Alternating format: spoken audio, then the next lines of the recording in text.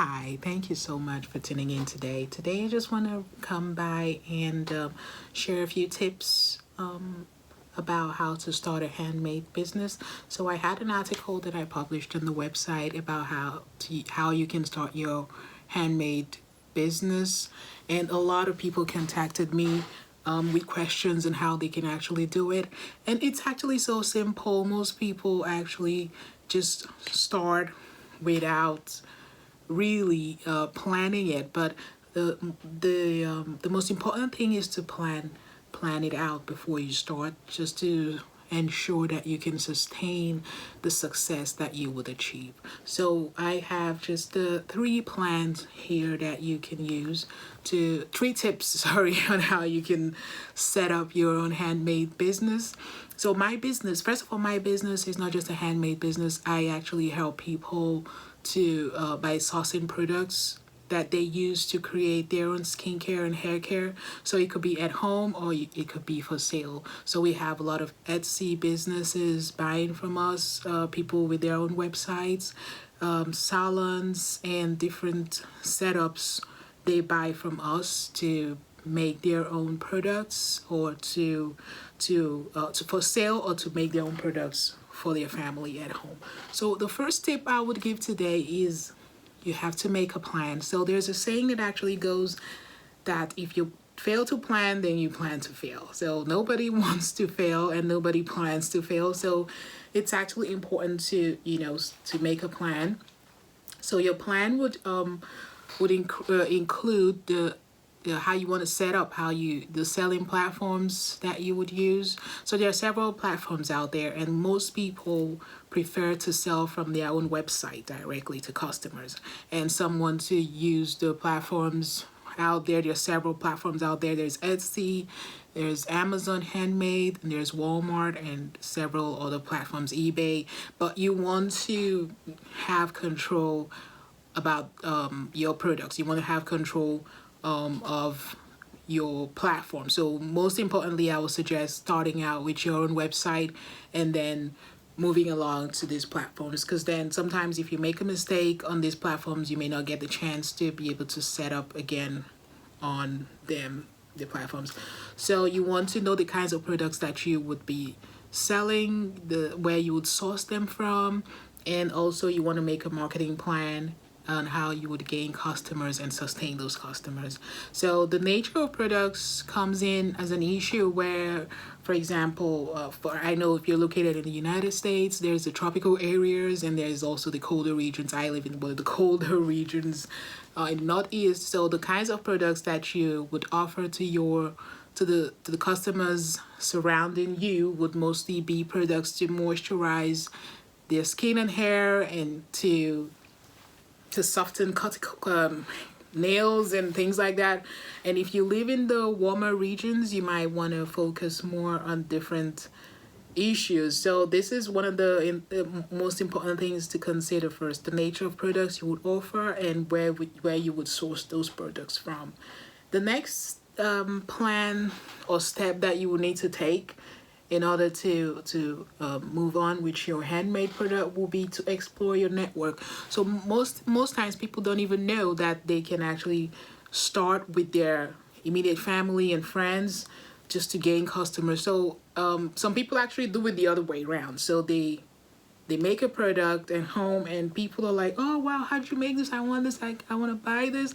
And then that's how they start. So it's good to bounce off your ideas on your friends, your family. Sometimes they may not tell you the truth though, but most of the time you'll know if they like the products. And that's one of those main steps that people use to move on, because the other option would be to give out free samples to people you don't know, and then it's actually cost intensive to do that. So you want to start with family and friends and find out what are their needs when it comes to beauty, what are their skincare needs, what are their hair care needs, and that's how you might want to develop your products, and also use your family and friends as a sample to manufacture products, customize products and things like that. So you would want to first make a plan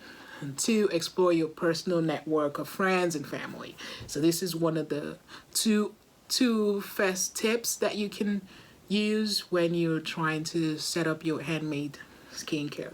And the next tip would be market research. So you need to do your market research, even though people it doesn't have to be complicated to do this.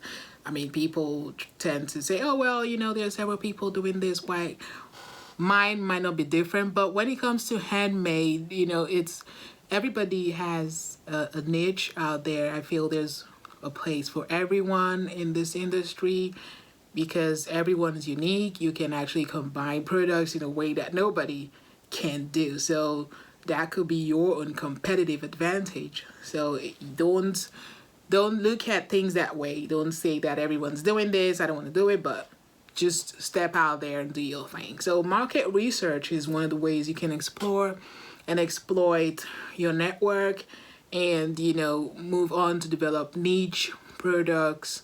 And, it's very crucial for success and to increase your business, make your profit making potential. So you want to do your market research. You can use your friends and family and their friends and family. So that's why I believe social networking is one of the most important ways to grow your business.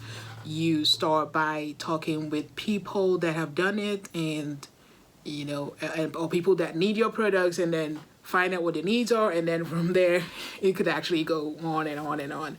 So the next tip would be, it's not really a tip because I just have 3 tips, but the next thing I would advise sometimes is, if you're looking to set up your business and you don't have any business ID, any business knowledge at all, it might be important to maybe talk to a few people that already have the knowledge about how to start a business and how to run a business. It's not that complicated, but you might, if you don't know, for example, the kind of structure that you need in the initial setup, that you might need some help. So for example, do you want to have a sole proprietorship, a partnership, an incorporation, and things, an LLC, and things like that? So these are the areas where you might need some help, just to understand what these structures are, what the benefits are, and how to set them up.